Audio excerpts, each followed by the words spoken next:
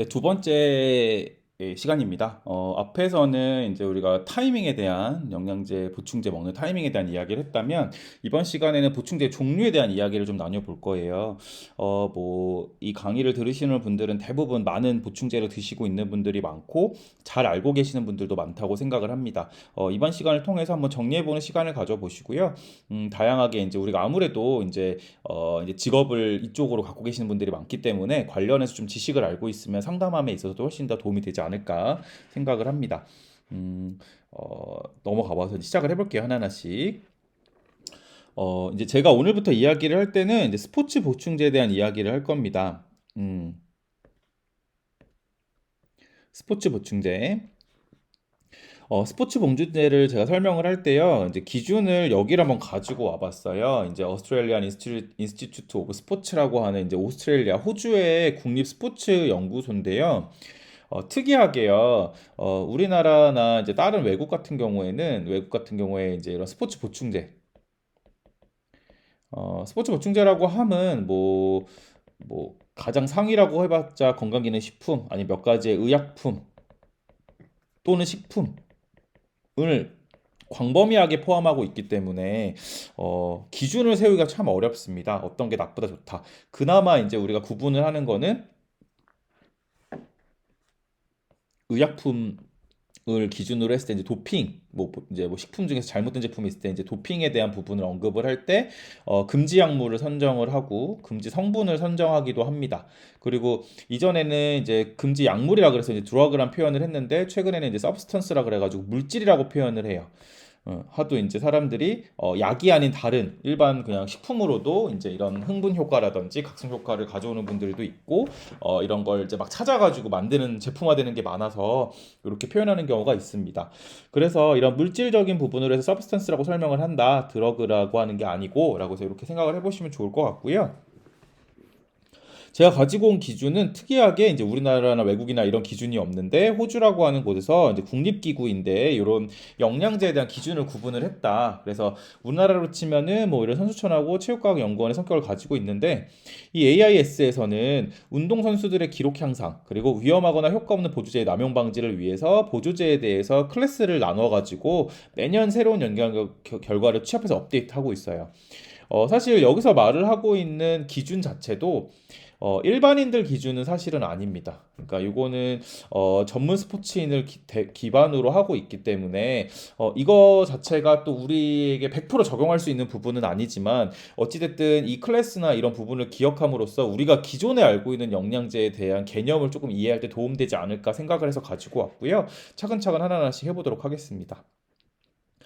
클래스를 어떻게 나누고 있냐라는 걸 일단 구분을 해야 되는데 이 클래스는 일단 우리가 시작 전에 알아야 되는 건 높고 낮음을 의미하지 않습니다.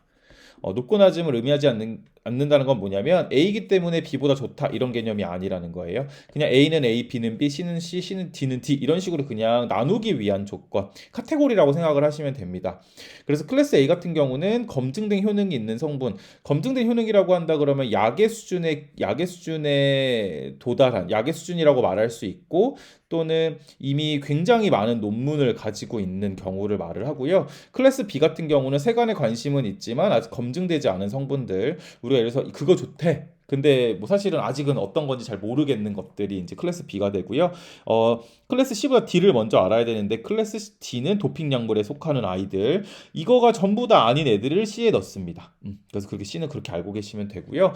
근데 사실 이렇게 A, B, C, D를 할 때 저희가 계속 다루려고 하는 건 A예요. 왜냐하면 다양한 것들을 다 뭐 알면 좋지만 어쨌든 가장 검증된 효능에 있는 성분을 우리가 일단 이해하고 그것을 권하는 것만 드셔도 충분히 많습니다. 그러니까 우리가 영양제 보충제를 막 10개, 20개 먹을 게 아니기 때문에 이 클래스 A 수준에 있는 것만 복용을 하셔도 충분하다고 생각을 하기 때문에 이제 클래스 A에 대한 이야기만 오늘 하도록 할게요.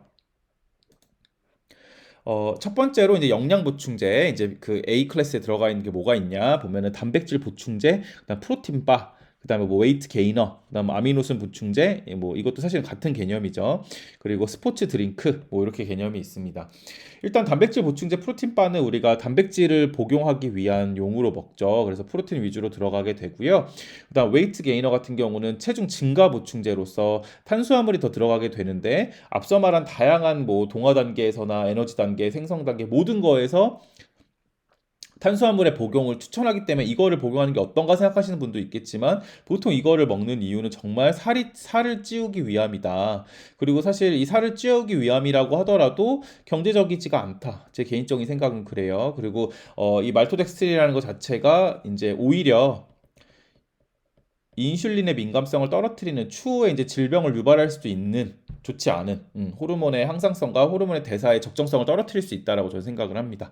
그래서 이것보다는 먹는다 그러면 전 이거를 추천을 한다. 그래도 어쨌든 클래스에 나눠져 들어가 있어요. 그다음에 아미노산 보충제. 근육의 핵심 성분이라고도 표현을 하고요. 이 자체가 근세포가 먹는 그 음식 그 영양소기도 해요. 이 아미노산 자체를.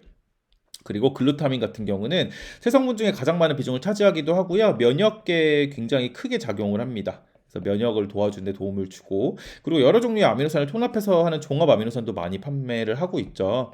우리가 이제 보통 필수 아미노산이라고 하는 20가지에 대한 이야기를 하고 필수라는 말이 붙는 거면은 꼭 복용을 해야 된다는 말입니다. 복용이 필이라고 하는 거예요. 왜냐하면 이 생산을 그러니까 그 몸 안에서 생산이 안 되는 애들을 필수 아미노산으로 합니다. 그렇기 때문에 요거 기억을 하셔야 되고 스포츠 드링크라고 하는 게 있는데 뭐 고카페인이라든지 뭐 베타인 같은 거 뭐 이런 거 들어가는 거 아르기닌 같은 거 들어가 있는 거는 대부분 부스터 기능을 갖는다. 부스터는 결국에 각성이죠. 그래서 뭐 녹차 성분이 들어가기도 하죠. 녹차 성분은 흔히 이제 우리가 부스터 기능보다 뒤에 설명해 드릴 다이어트에 관련돼서 많이 활용이 됩니다. 체지방 분해에 효과가 있어서. 근데 이제 우리가 아무래도 가장 관심이 많은 게 프로틴일 거예요. 가장 많이 드시는 분들도 많고, 운동 갔다 오시면 꼭 드시는 분들 많으니까. 그 우리가 프로틴을 왜 먹어야 되느냐는 일단 단백질에 대한 이야기부터 시작을 해야 됩니다. 3대 영양소 중 하나죠. 그래서 우리가 탄수화물, 단백질, 지방 중 하나고요. 탄수화물하고 지방은 실질적으로는 이제 에너지원으로 많이 활용을 한다면 단백질 같은 경우는 우리 몸을 구성하는 거에 가장 많이 활용되는 아이다. 그래서 호르몬도 생성하고 항체도 생성하고 머리카락, 손톱, 근육에까지도 큰 영향을 미쳐서 우리는 단백질을 꼭 공급해야 합니다. 근데 우리가 이제 근력을 증가하려고 하거나 근육을 늘리기 위해서는 많이 먹어야 돼요. 그리고 아까도 말씀을 드렸지만 노인이라든지 중장년층 같은 경우는 단백질의 흡수량도 떨어지고요. 단백질의 섭취량도 떨어져요. 섭취량하고 흡수량이 다 떨어지기 때문에 추가 복용이 꼭 필요하다. 여기에서도 추가 복용이 필요하고. 그래서 단백질 섭취가 이런 시기가 어려워지기 때문에 그리고 이제 먹는 게 아무래도 우리가 빨리빨리 하다 보니까 더 간편한 걸 찾게 되죠. 그러다 보니까 이제 스포츠 보충제 형태로 많이 나타났고 파우더 형태로 나타났다. 이렇게 이해를 하시면 좋을 것 같고요. 양에 대한 얘기도 늘 나오죠. 그래서 이제 제가 이제 학회별로 나와 있는 권장량을 가지고 왔습니다. 체중에 대해서 비례해서 가지고 온 거긴 한데요. 우리가 여기 나와 있는 거는 대부분 전문 스포츠인을 기반으로 짠 거기 때문에 사실은 굉장히 높게 측정이 돼 있고 RDA라고 하는 건 적정 섭취량을 말을 하는 건데 사실은 아주 높은 수치는 사실 저는 아니라고 생각을 합니다. 무슨 말이냐면 적정 섭취량이라고 하는 거는 건강을 위함이라기보다는 질병이 안 걸리게 할 정도의 양을 의미하거든요. 그래서 요새는 새로 이제 많이 언급하는 양이 최적 섭취량을 말을 합니다. ODI라 그래서 요건 RDA이고. 근데 요 최적 섭취량을 보통 얘기를 하는데요. 조금 더 양을 늘려도 된다고 전 개인적으로 생각을 합니다. 그래서 여기도 말을 했지만 1.6kg 이상에서는 유의미한 효과가 없었다. 이건 심지어 선수에 대한 얘기인 거니까 이 정도까지는 아니더라도 대략적으로 1.0에서 1.5 정도 사이 아니면 1.0에서 1.2 정도의 복용량을 갖고 있는 게 좋을 것 같다. 일반인 기준으로. 그래서 요거 기준으로 우리가 이제 뭐 닭가슴살이라든지 파우더 이제 그람 수를 재죠. 그래서 그렇게 비교해서 드시면 좋을 것 같다라고 설명을 드리고요. 이제 시장에 가면 이제 시장이라고 말을 하면 이제 우리가 인터넷 시장을 말을 하는 건데 굉장히 다양한 이제 우리가 그 프로틴들을 보죠. 종류가 워낙 다양하다 보니까 선택함에 있어서도 어려우실 거라고 생각을 합니다. 그리고 저도 사실은 좀 어렵게 느끼고 있고요. 그래서 우리가 이걸 한번 좀 정의해보고 넘어가면서 어떤 게 어떤 건지를 좀 알아야 실제로 제품을 선택하고 추천함에 있어서도 도움이 되지 않을까 생각이 들어서 가지고 왔고요. WPC, WPI, WPH, HWPI, 뭐 WPIH라고도 표현을 하는데 각각 하나씩 좀 알아볼 건데요. 그럼 이 구분을 왜 어떻게 했냐라고 한다면 일단은 우리가 그 유단백, 그러니까 우유 단백을 기반으로 합니다. 그래서 아무래도 그 뒤에도 나오겠지만 우리가 이제 그 설사 등을 유발할 수 있는 것 때문에 문제가 늘 돼요. 그 우리가 그 유당불내증 때문에. 그 유당불내증을 호소하시는 분들이 많기 때문에 늘 좀 문제가 되는 부분이 있긴 한데 문제는 이거를 이제 대안으로 하는 게 이제 대두단백입니다. 콩에서 채취한 단백이 있기는 한데 아무래도 동물성이 아미노산 비율이 훨씬 더 좋아요. 아무래도 뭐 완전 단백질, 뭐 완전 뭐 이렇게 표현을 많이 할 때도 동물성을 보통 표현을 하기 때문에 보통 이제 유단백을 많이 선택을 합니다. 그래서 유단백은 보면요, 전체 우유의 단백질 중에 카제인이 80%, 유천 단백질이 20% 정도로 차지합니다. 원래는. 근데 이걸 농축한 거죠. 그래서 이제 단백질 성분만 우리가 이제 추출하기 위해서 가지고 온 거다. 그래서 이 구분의 정도는 단백질의 농축률과 분해율에 따라서 종류를 구분합니다. 그래서 이제 우유 단백질을 분리한다고 하면요, 여기서 보시면 탈지우와 유청으로 구분이 되고 그 유청은 뭐 여기 보면 농축 유청, 뭐 유단백, 카제인 단백, 분리 유청, 가수분해 분리 유청, 여기 보면 가수분해 유청 뭐 이렇게 구분이 되죠. 굉장히 또 어려워지죠. 그래서 여기서부터 이제 하나하나씩 볼게요. 우리가 지금 볼 건 요 네 가지를 볼 겁니다. 그래서 요 네 가지가 보통 제품화 많이 돼 있기 때문에 요 네 가지를 보면서 볼게요. 보시면 일단 농축 유청부터 이게 첫 번째고 그다음 분리유청이 되고 그 분리유청을 또 가수분해한 거가 이제 가수분해 분리유청이고 농축 유청을 가수분해한 게 이제 가수분해 유청인 겁니다. 그래서 요 한번 요 계열을 한번 보시고 설명을 들으시면 좀 더 편하실 것 같아요. 첫 번째로 WPC 농축 유청 단백질입니다. 이 컨센트레이트가 농축이란 뜻이죠. 그래서 이 유청 단백질을 농축한 건데 가장 기본이 되고 제품화 많이 되어 있는 친구죠. 그리고 가장 저렴하기도 하고요. 얘는 그 단백질 자체를 아까 카제인 80%에 유청 단백질 20%라고 한 건데 이거를 많이 농축을 해서 얘가 80에서 85%까지 농축을 시킨 거고요. 20% 정도는 당연히 이제 유당이나 유지방, 락토페린 등이 들어가 있기 때문에 유당불내증을 호소하신다면 당연히 반응할 가능성이 있고요. 여기서 말하는 가스 생성은 설사랑 조금 다른데 이제 가스 생성도 유당에 의해서 생길 수 있지만 대부분 가스 생성은 단백질 그 흡수율이 떨어지시는 경우 유발할 수 있게 됩니다. 근데 어쨌든 크게 부담이 되지 않고 이거를 복용하셨을 때 큰 문제가 없다고 하면 가장 이제 기본이 되고 이제 정석처럼 되는 친구라고 할 수 있죠. 다음은 WPI. 아이솔레이트가 고립시키다, 분리시키다 이런 개념이라서요. 좀 더 쪼갠 것, 좀 더 이제 분리를 한 거죠. 그래서 단백질 농축이 굉장히 높습니다. 그래서 이걸 높이다 보니까 당연히 유당이라든지 관련된 락토페린, 글로불린 같은 경우도 적어요. 대신에 유익하기 때문에 유익성도 적죠. 어찌보면 단백질만 복용하는 형태가 되고 유당량이 적기 때문에 다행히 이제 유당불내증에 문제가 있는 사람에게는 도움이 될 수 있습니다. 하지만 공정이 당연히 까다로워졌기 때문에 가격이 훨씬 더 비쌀 수밖에 없죠. WPC에 비해서 WPI가. 그래서 금액대가 올라갈 수 있다는 거 알게 되고요. 그다음에 WPH 같은 경우는 앞에서는 이제 유당불내증에 대한 이야기가 나왔는데 이건 유당불내증이라기보다는 단백질 소화가 잘 안 되는 사람.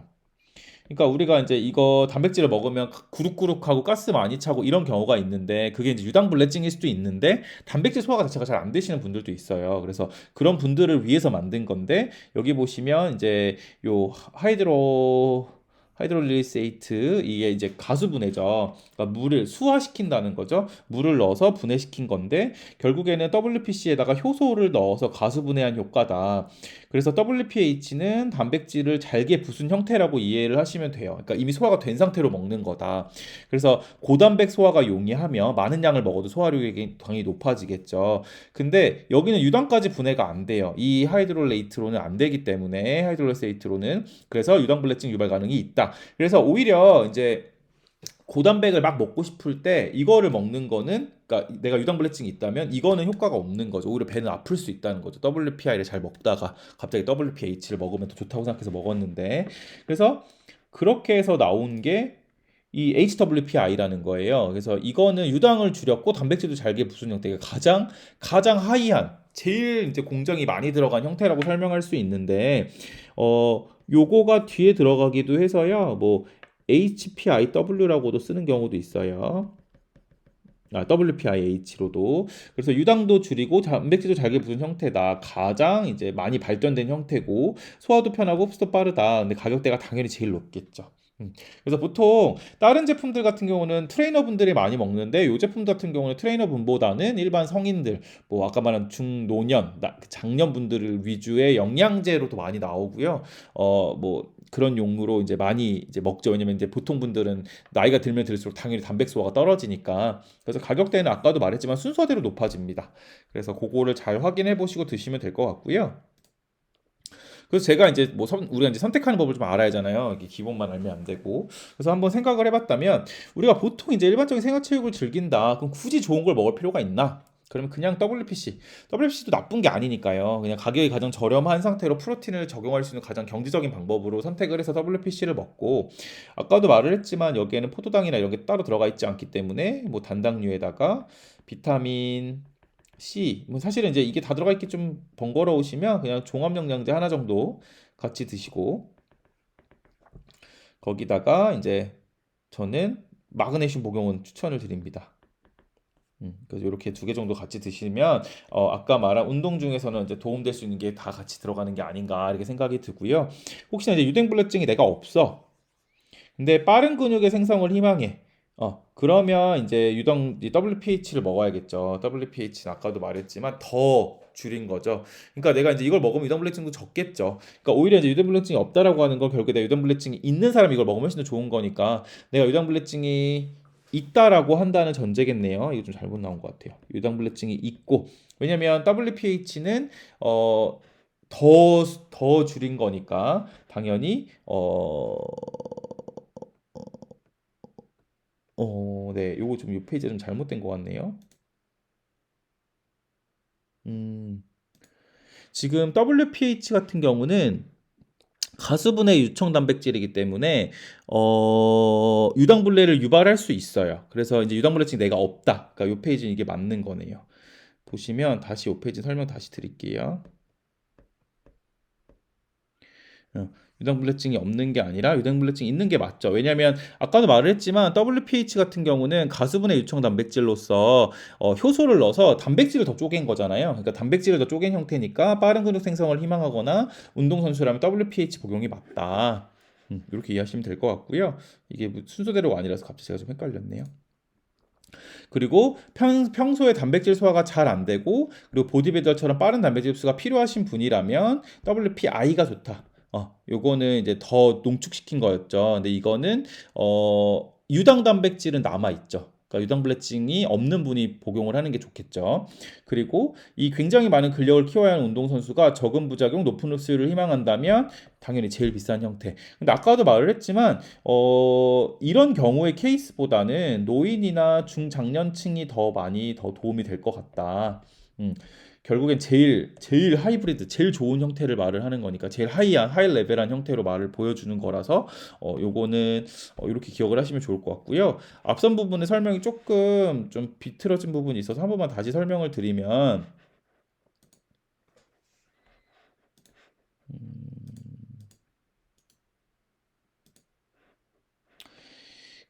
이 WPH라고 하는 거는 다시 앞에 가서 한번 설명을 다시 드릴게요. 이게 저도 꼬여서.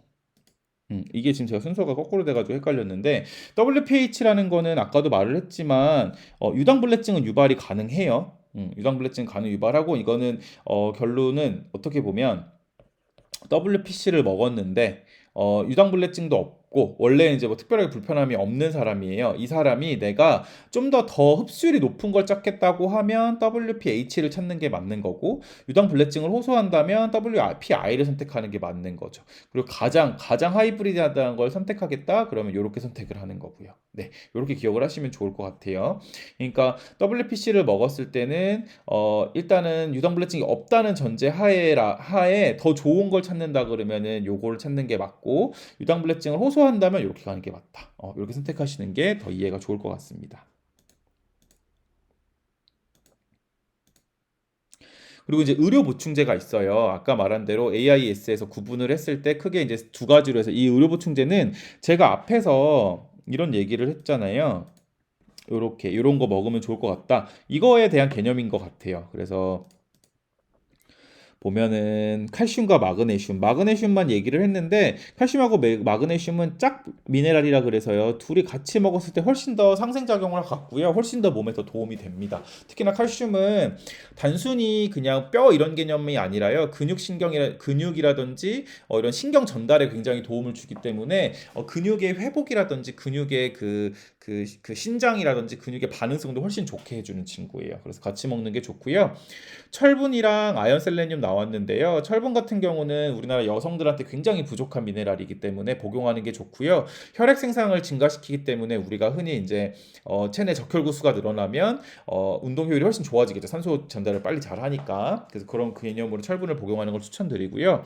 아연하고 셀레늄 같은 경우는 면역에 굉장히 도움을 주는 미네랄이기 때문에 미량 미네랄 복용하시면 아까 말한 운동 이후에 면역 떨어지는 효과에 도움을 줄 수 있다. 이렇게 이해하시면 좋을 것 같고요. 비타민 같은 경우도 비타민 C랑 E 같은 경우는 항산화 비타민, D 같은 경우는 호르몬의 개념을 가지고 뼈와 뼈 대사에 굉장히 도움되는 비타민, 그리고 비타민 B군은 에너지 대사에 굉장히 효율적으로 쓰이는 친구라서 ATP 생성에 굉장히 효율적이다. ATP 생성이 효율적이라는 말은 즉 우리 몸에서 에너지를 만들어내는 작용을 잘 하기 때문에 이런 게 보통 들어가 있는 게 종합 비타민이에요. 약국에서 판매하고 있는. 그래서 그런 거 챙겨 하나 드시면 도움이 될 거다. 이렇게 생각하시면 되고 유산균은 장내 그러니까 우리가 늘 클린하게 먹을 수 있는 게 아니기 때문에요. 장내 환경을 좋게 유지하는 건 굉장히 중요합니다. 그리고 식이섬유 같은 경우도 몸 안에서 나쁜 미네랄이라든지 중금속을 빼주기 때문에 우리가 지금 현대 사회나 현대 생활, 현대 그 미래 그 모습이 다 깨끗하지 않기 때문에 이런 식이섬유 복용도 중요하고요. 파이토케미칼 같은 경우는 이제 제가 많이 강조하는 부분인데 식물성 영양소로서 건강한 과일과 채소를 많이 복용하시는 것도 좋고요. 안 된다면 과일 채소 가루 같은 거, 과채가루 같은 거 판매 많이 하거니까 그런 거 챙겨 드셔도 좋습니다. 그래서 이런 것들은 대부분 약국에서 추천이 가능한 영양 성분이기 때문에 좋은 약국 가셔가지고 상담 받아보셔도 좋을 것 같아요.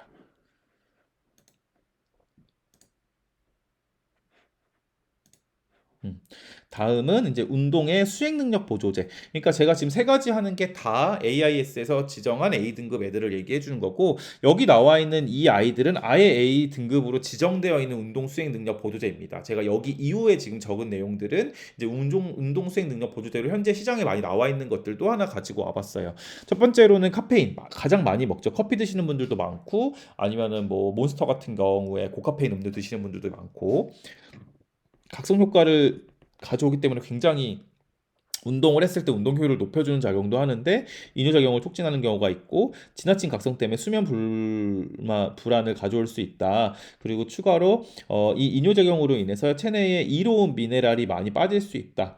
대표적으로 아까 나왔던 마그네슘 같은 거 이런 게 빠져나갈 수 있다는 거고요.